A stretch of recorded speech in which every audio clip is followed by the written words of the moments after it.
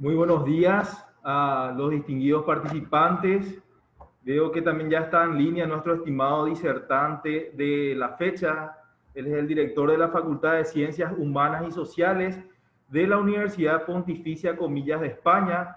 Para empezar me presento, soy Rodrigo Recalde, el encargado del área de capacitación y comunicación aquí de la SEDECO. Gracias por acompañarnos en esta nueva jornada de capacitación, como todas las semanas, en este espacio de formación, de conocimiento, en una coyuntura que nos invita a ser más digitales.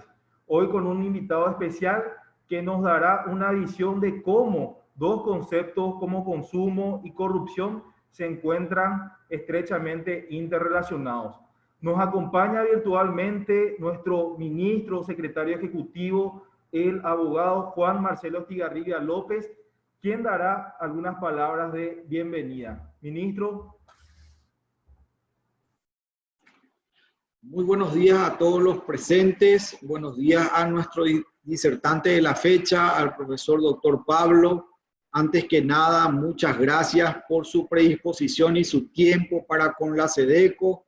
Desde ya, este es un tema muy interesante con relación a lo que es consumo y corrupción, es muy transversal, así que espero que la jornada de hoy sea muy satisfactoria y por sobre todas las cosas aumente nuestra capacidad de conocimiento. Así que lo tenemos al profesor doctor Pablo del otro lado del océano, así que acortando un poco las distancias mediante los medios tecnológicos, hoy es posible su presencia virtual aquí en Paraguay.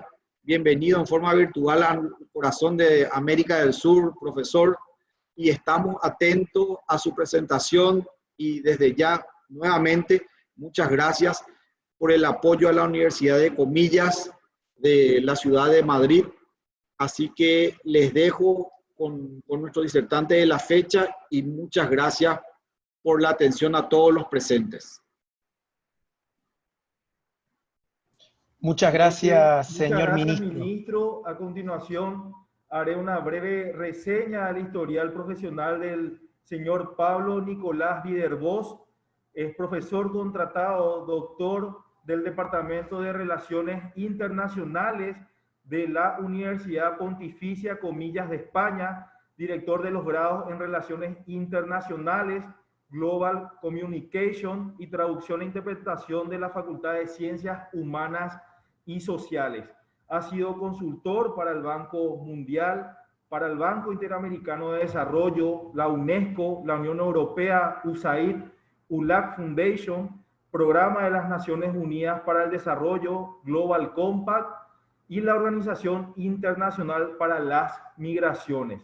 Es miembro del grupo de expertos del Consejo de Europa en materia de anticorrupción, doctor en Ciencia Política, Universidad de Salamanca, máster en Estudios Latinoamericanos, Universidad de Salamanca, es licenciado en Ciencias Políticas, Universidad Católica de Córdoba. Ha impartido docencia como profesor invitado o visitante en varias universidades de prestigio a nivel mundial.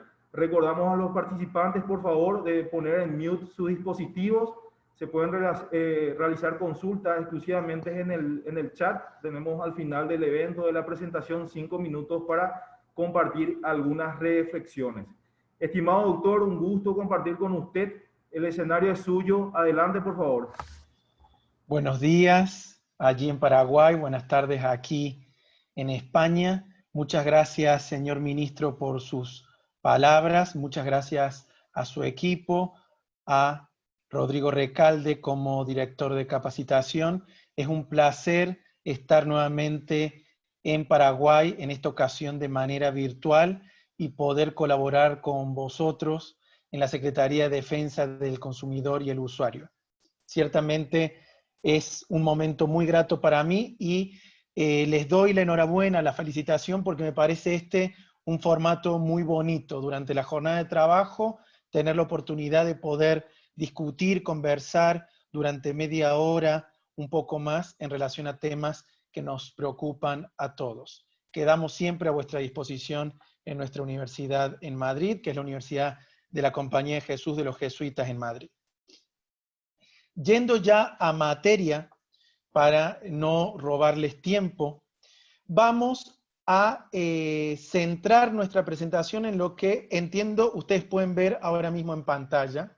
Vamos a hablar sobre los efectos de la corrupción en el consumo, y eso va a implicar el que hagamos el siguiente recorrido.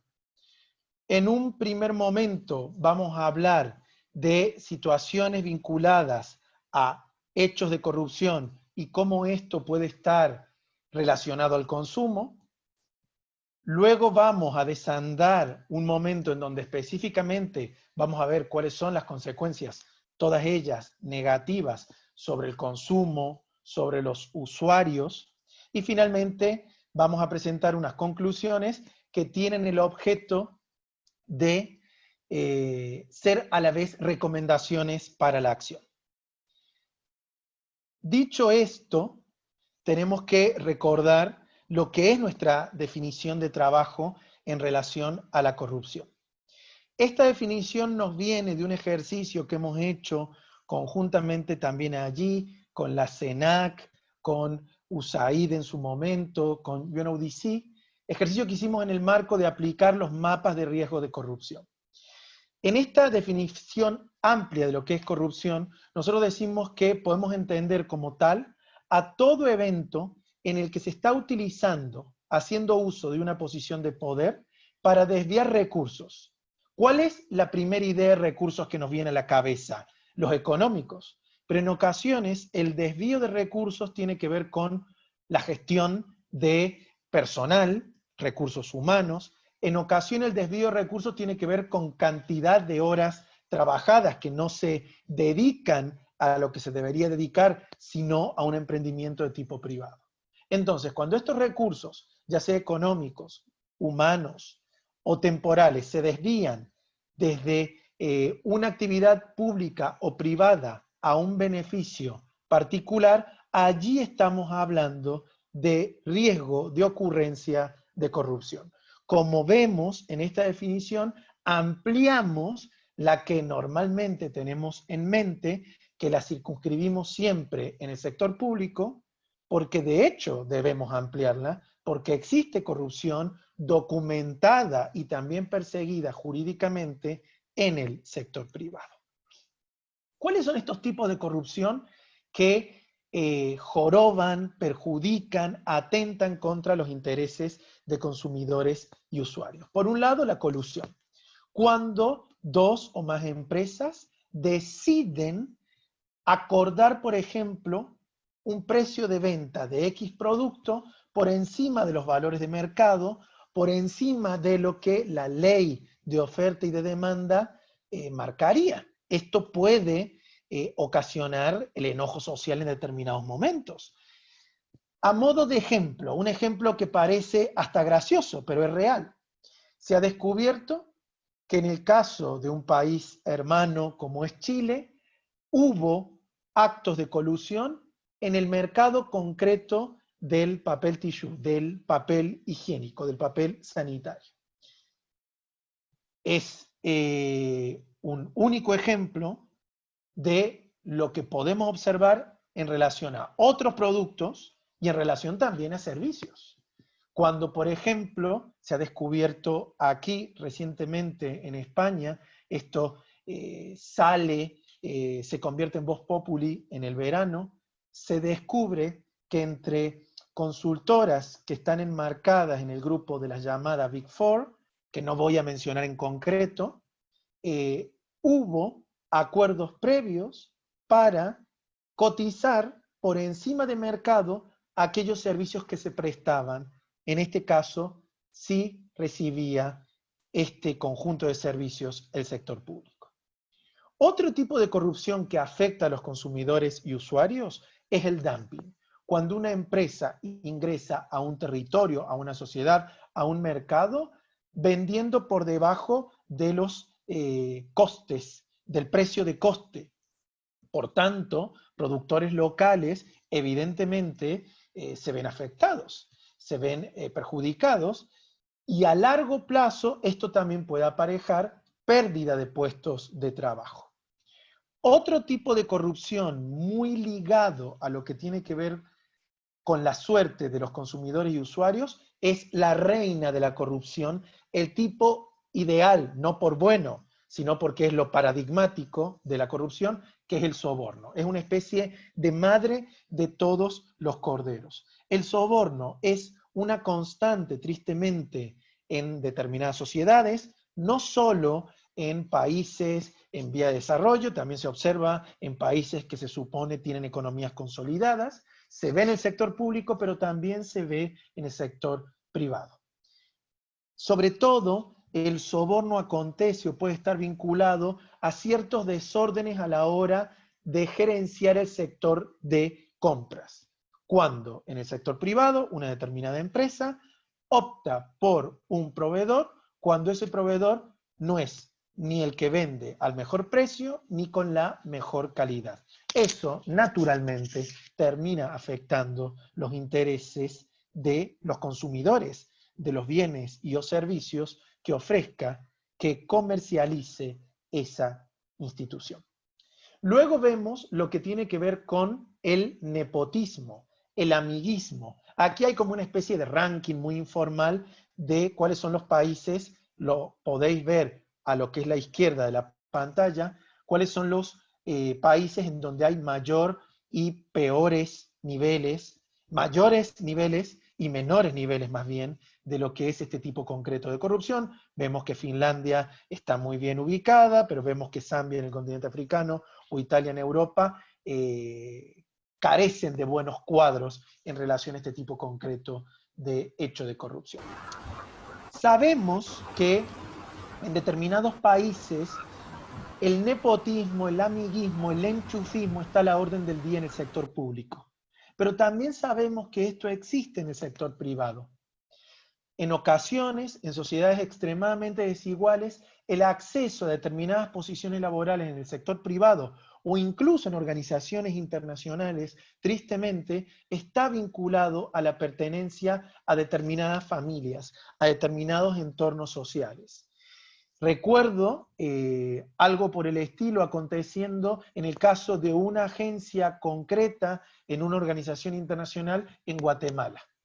Hijos parecían heredar los puestos de trabajo de los padres. Como estructura económica, esto también se observa mucho en un tipo concreto de capitalismo, que es el capitalismo japonés, en donde suele darse una especie de reproducción hacia las nuevas generaciones, de entrega hacia las nuevas generaciones, de puestos de trabajo que han detentado padres y o madres. ¿Cuál es la consecuencia? Que esto desestimula la creatividad, la competencia y evidentemente genera frustración social porque no hay meritocracia. Si determinadas puertas van a estar vedadas porque solo acceden a ellas determinados círculos familiares o sociales, evidentemente eso provoca que exista una especie de pérdida de talento. Se ha comprobado que este tipo concreto de corrupción y otros que he ido mencionando previamente o que mencionaré a continuación son los provocadores en determinados contextos de lo que llamamos el brain drain, que nuestra gente más formada pero sin conexiones decide emigrar, perdemos la inversión que por ejemplo han realizado los estados a través de sus universidades públicas y son otros países quienes aprovechan estas inversiones. Luego tenemos un tipo de corrupción que ha sido catalizado, catapultado, multiplicado por el actual estadio o momento de la globalización. Es el fraude. De toda la vida ha existido fraude en todo el mundo, en países ricos, países más humildes. Recuerdo en una ocasión, en una empresa que me toca gestionar, incluso había una especie de asociación civil que se hacía pasar por amiga de la Guardia Civil, que aquí en España detenta poderes de policía, para que obligase a determinadas empresas a pagar un canon a efectos de que aparezca la publicidad de estas empresas en un boletín irreal de la Guardia Civil. Esto es lo que solemos llamar cotidianamente en nuestros países de América Latina el cuento del tío, pero hoy hay cuentos del tío también en el entorno global, también en el entorno cibernético, virtual. Aquí vemos, por ejemplo, en pantalla una especie de reproducción gráfica visual de lo que suele acontecer, y nos estamos acercando a unas fechas en donde hay mucho de esto. El Black Friday, el Cyber Monday, que son fechas que vinculamos a compras in situ, físicamente, pero también cibernéticas, ocasionan este tipo concreto de corrupción, que como vemos es una corrupción que va mucho más de la mano del sector privado empresarial que del sector público. Otro tipo concreto de corrupción que se vincula al consumo es el que tiene que ver con la malversación. Es aquel que tiene que ver con usar el dinero del servicio público o de lo que se está generando en el sector privado, los recursos que se supone van a ser usados para generar un producto, un servicio en el sector privado, para otra cosa, y generalmente esa otra cosa tiene que ver con el enriquecimiento de aquel que malversa, que mal usa. Esto tristemente está pasando mucho a día de hoy en Venezuela. En Venezuela muchas empresas, por distintos motivos, variables que no viene al caso mencionar, están detectando que entre sus recursos humanos hay quienes desvían recursos de la producción de bienes y de servicios porque muy probablemente con el salario y con el proceso hiperinflacionario tremendo, horrendo que allí se vive, no les alcance, pero naturalmente el que no les alcance no justifica este proceder inadecuado. A la larga, ¿quién termina siendo perjudicado? El consumidor de esos bienes y servicios en concreto y de la sociedad. La sociedad como un todo también se ve extremadamente perjudicada. Otro tipo concreto de corrupción que se vincula al consumo es lo que se suele llamar como revolving doors, puertas rotatorias. Aquí vemos, para el caso de políticos que han trabajado en determinados países europeos y en la propia Unión Europea como organización internacional, a dónde van una vez que abandonan sus puestos de trabajo y de dónde vienen, es decir, desde dónde han llegado a la función pública, porque el carácter revolving, no siempre es desde lo público o lo privado, sino que en ocasiones es a la inversa. ¿Qué termina sucediendo? Que quienes deben controlar no controlan por un trabajo pasado en el sector privado o por una expectativa de trabajo el día de mañana, mejor remunerado que en el sector público, una expectativa de trabajo en el sector privado. Evidentemente, esto atenta contra dos variables fundamentales en el caso de los derechos de los consumidores y usuarios. Estamos hablando del precio.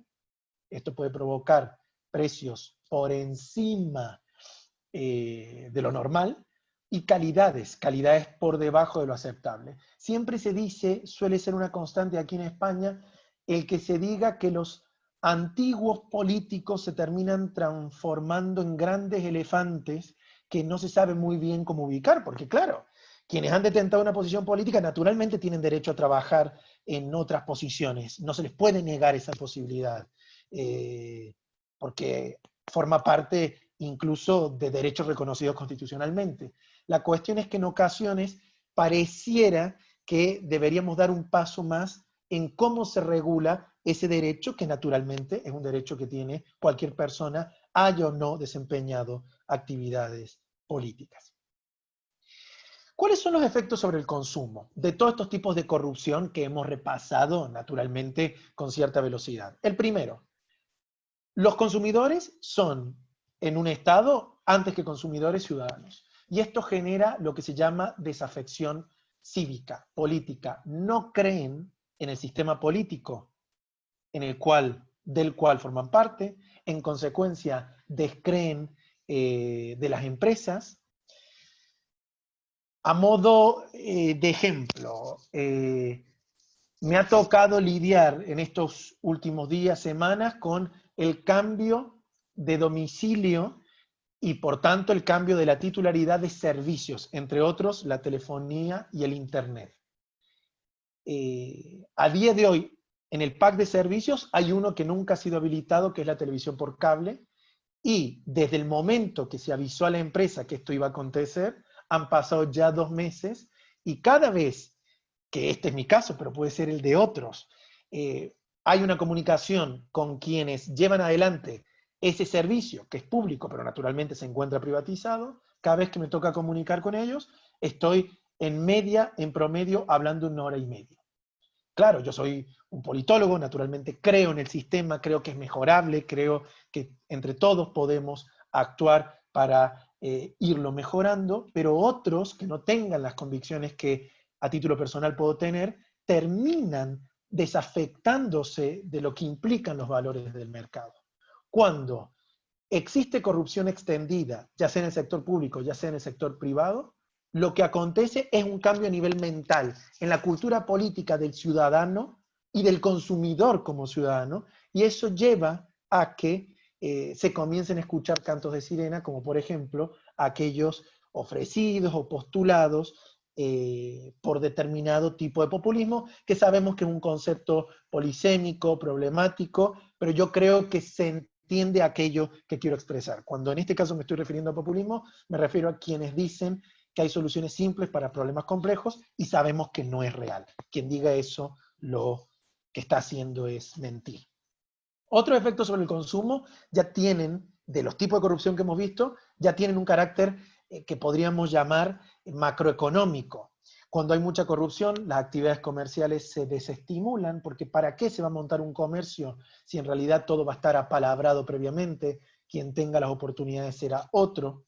Y esto a la larga termina afectando los niveles de crecimiento y de desarrollo económico en determinadas sociedades. ¿Qué sucede también cuando la corrupción se extiende en el sector público y en el sector privado? Este último que nos interesa hoy especialmente. Que la producción se lleva a cabo de mala manera. Y los consumidores, cuando pagan un bien y o servicio, tienen como una especie de impuesto añadido que en realidad es la corrupción. A mayores no solo tienen que pagar el IVA, que es un tipo de recaudación que existe en todo Occidente, sino que existe otro tipo de impuesto, que naturalmente no se llama como tal, que es aquel que tiene que ver con que se protege de mala manera a aquel que produce a mayores precios, con peores calidades. Y aquí aparece, es donde emerge esa consecuencia más clara sobre consumidores y usuarios, es cuando vemos que este equilibrio de calidades, de precios que cada consumidor, cada uno de nosotros hacemos a la hora de adquirir un bien, un servicio, este equilibrio es el que explota, es el que implosiona, porque la corrupción todo lo destruye. Por otro lado también, ¿qué acontece cuando hay corrupción? Lo que son novedades, tanto a nivel de bienes como de servicios, llegan con retraso al mercado. Y esto es cierto que en el actual estadio de globalización lo vemos menos, pero hace 20 años era muy usual en nuestros países de América Latina. Como había, como consecuencia de la corrupción, ciertos sectores de empresariado protegidos, eso llevaba a que ciertas novedades, ciertos bienes, llegaban con un retraso considerable en comparación a la salida de los mismos en otros centros económicos. Finalmente, ¿cuáles son los remedios institucionales? ¿Qué podemos hacer? Y vamos a entender estos remedios como conclusiones y luego abrimos una ronda de preguntas y respuestas con mucho placer. En primer lugar, es fundamental avanzar en la educación de los ciudadanos en relación a cuáles son sus derechos cuando se vinculan con empresas, con servicios públicos. Recordemos que los servicios públicos pueden ser prestados por empresas públicas, pero también por empresas privadas cuando han acontecido procesos de privatización. Y tenemos que avanzar en la educación de los consumidores desde la más tierna infancia, desde el jardín de infantes, como se suele decir allí en el Cono Sur, hasta los grados más altos cuando hablamos de formación posterior a la licenciatura, a la ingeniería, es decir, cuando hablamos de posgrados. Yo creo que es fundamental en este caso tomar de referencia el camino desandado por el Pacto Global, con el cual me ha tocado trabajar tanto allí en Paraguay como en Guatemala. El Pacto Global, vosotros sabéis, es la Agencia de Naciones Unidas que estimula las buenas prácticas en el sector privado, y dentro de los proyectos que el Pacto Global ejecuta, se encuentra uno que tiene que ver con favorecer los valores, la transmisión de valores y, como consecuencia, el correcto comportamiento entre quienes van a ser los futuros CEOs, gerentes de empresa. Por eso es muy importante trabajar con Escuela de Negocios. Creo que también es muy relevante el que se aporte a las pequeñas y medianas empresas, porque de alguna manera las grandes tienen la estructura, tienen la espalda, tienen el ancho, los recursos para ellas dotarse de oficinas internas de compliance que puedan aplicar otras estrategias de anticorrupción, como la protección del whistleblower, la creación de correctos códigos éticos de conducta, una adecuada comunicación interna y externa, pero esto para una pyme puede llegar a ser una tarea hercúlea. Por tanto, es importante que trabajemos de manera colectiva para dotar a ellas de estos instrumentos.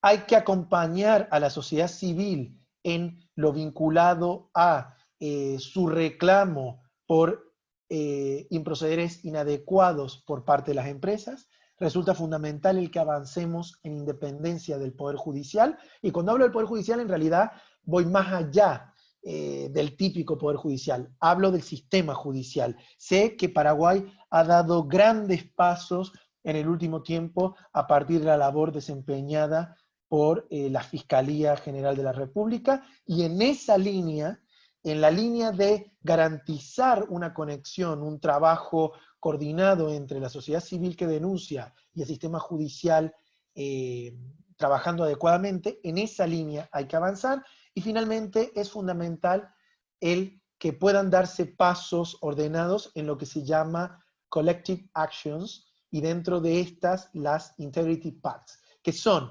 acuerdos entre actores de diversos sectores, público, privado, academia, mass media, medios de comunicación, a efectos de que desaparezca la corrupción de determinados entornos.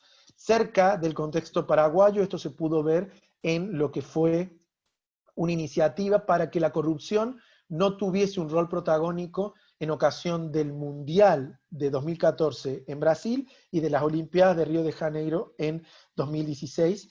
Era algo así, una iniciativa mancomunada de todos estos sectores que se llamó Jogo Limpio dentro y fuera de los estadios, a efectos de que procurásemos un juego bonito, un juego bonito a nivel futbolístico, a nivel deportivo, pero al mismo tiempo se evitara la corrupción, por ejemplo, asociada a la construcción de infraestructura, siempre vital para una correcta realización o desempeño de estos eventos deportivos.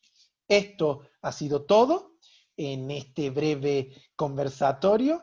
Quedo abierto a vuestras preguntas y aquí tenéis mis datos de contacto, email, presencia en Twitter, Skype, por cualquier cosa que ustedes necesiten. Muchas gracias. Excelente, excelente. Muchísimas gracias, estimado doctor. Muy clara y didáctica la presentación. Gracias por la predisposición y el interés que ha demostrado en aquel primer correo electrónico donde le extendimos invitación, ¿verdad? En este escenario difícil, en esta coyuntura que nos presenta grandes desafíos como institución. Así que le agradecemos. Habilitamos el espacio para los que quieran realizar algún tipo de consulta, alguna aclaración. Voy a verificar también aquí el chat. Gracias a los amigos de Panamá, República Dominicana que se han comunicado, de Perú. Estoy viendo también los mensajes aquí en el privado. Aquí consultan, el nepotismo es populismo puro, típico en Paraguay, no ha cambiado desde que nací. ¿A qué se refiere con lentitud en la rotación? ¿Rotación de qué productos? Muy bien. ¿Procedo a responder, Rodrigo, o espero otra pregunta? Veo un poco más aquí adelante, si tenemos otra consulta. Genial, como tú estimes, ¿eh? Sí, hay algún tipo de fiscalizadores quienes controlan los precios que se establecen en las pequeñas y medianas empresas, aún más en el interior. Es una consulta aquí para la SEDECO, ya que es normalmente en esos lugares donde cada comerciante establece el precio mucho más elevado sobre el precio de costo al que se obtiene sus productos. Excelente presentación, doctor. Poco, gracias por el tema. Es muy oportuno porque en este tiempo estamos trabajando para que los riesgos de corrupción se incluyan en la matriz de riesgo de las entidades públicas. A veces es difícil comprender algunos conceptos. Aquí se dio algunos sencillos y claros que nos ayudarán mucho. Soy Mirta de Eisenkolb, espero pronunciar bien, de la Auditoría General del Poder Ejecutivo. Muchas gracias, estimada doctora. Saludos brillantes, gracias. Bueno, doctor, creo que nos quedamos con esa pregunta y luego vamos a la parte del monitoreo en el interior del país. Perfecto, muchísimas gracias. En relación a la rotación, yo lo que he querido expresar allí es que antaño, sobre todo antes de que los países de América Latina se insertaran con mayor plenitud en la globalización, se veía que muchos productos ya comercializados en Europa, en Estados Unidos, no llegaban a nuestros territorios, por ejemplo en el Cono Sur, y allí había como una especie de adquisición lenta de lo que eran los nuevos diseños tecnológicos. Ese retraso en el ingreso al mercado, sobre todo de bienes físicos, ha sido causado históricamente por la corrupción. Claro, el retraso era más notorio hace 20 años. Hoy ese delay es casi inexistente, pero sin embargo hay presencia del mismo. Luego, en relación a los precios, entiendo, como bien dijo Rodrigo, es una pregunta que va a responder la propia SEDECO. Es un tema complejo, vinculado a la imposición de precios de venta, de discusión en todo el mundo y no de fácil resolución. Eso siempre lo tenemos que tener presente porque va a haber algún interés afectado. Y luego agradezco el comentario de Mirta, el de Héctor, el de otros asistentes aquí a nuestra presentación, y animo a que sigáis usando los mapas de riesgo de corrupción, estas matrices de riesgo de corrupción, porque son un camino adecuado para detectar al interior de nuestras agencias de gobierno dónde presumimos que puede haber corrupción y cuál tipo de control, ya sea preventivo, detectivo o modificador, transformador, podemos aplicar. Gracias y quedo a vuestra disposición. Excelente, doctor. En cuanto a la pregunta de ¿hay algún tipo de fiscalizadores quienes controlan los precios que se establecen en las pequeñas y medianas empresas aún más en el interior? Es importante mencionar que la SEDECO realiza de manera semanal un monitoreo de precios de una canasta básica familiar, un listado de productos que lo hemos armado aquí en la institución y lo publicamos todos los viernes. El monitoreo se realiza en Capital y el Departamento Central y el objetivo es justamente brindar información a los consumidores. Es importante mencionar también que tenemos oficinas municipales en el interior del país quienes realizan, no de manera periódica, pero estamos insistiendo como para que publiquen en sus redes sociales, en su página web y hagan este tipo de trabajos también, porque aquí el objetivo y lo fundamental es que el consumidor tenga la información, tenga opciones y pueda elegir en base a esas opciones. Veo otra consulta, aquí veo un ratito, por favor. ¿Qué medidas han tomado en España para combatir el revolving door? Si crearon algún tipo de sanciones, ya sea de orden jurídico, administrativo o ético. Muy buena pregunta. Sí que hay una legislación que intenta regular, pero esta legislación tiene huecos. Implica la legislación que una vez desvinculado del poder político, un antiguo presidente, una antigua autoridad ministerial, va a recibir naturalmente una remuneración durante 2 años porque tiene vedado el ingreso a determinado tipo de sector privado, sobre todo el sector privado de carácter nacional. ¿Qué ha sucedido? Que algunos ministros, autoridades ministeriales, secretarios de Estado, de hecho ha acontecido también con alguna autoridad presidencial, han saltado la normativa porque la normativa era clara en relación a empresariado o empresas, corporaciones del sector nacional, y han optado por un trabajo en una empresa del mismo holding, del mismo grupo multinacional, pero radicada en otro territorio. La Unión Europea está intentando definir criterios únicos que luego sean traspuestos a nivel nacional, pero en el caso de España, en el caso de Europa en general, queda mucho por hacer. Esta situación es terriblemente grave en el contexto europeo, en el caso del Reino Unido. Hay pasos.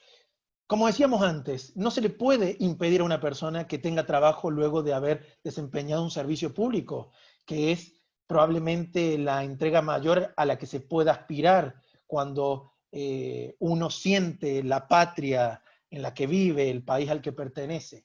Lamentablemente, el modo en el que se ha legislado esta incompatibilidad tiene estos huecos que ha derivado en estos problemas que hemos descrito para España y para el Reino Unido. Creo que Mirta preguntaba sobre materiales que podamos compartir para el diseño de mapa de riesgo de corrupción.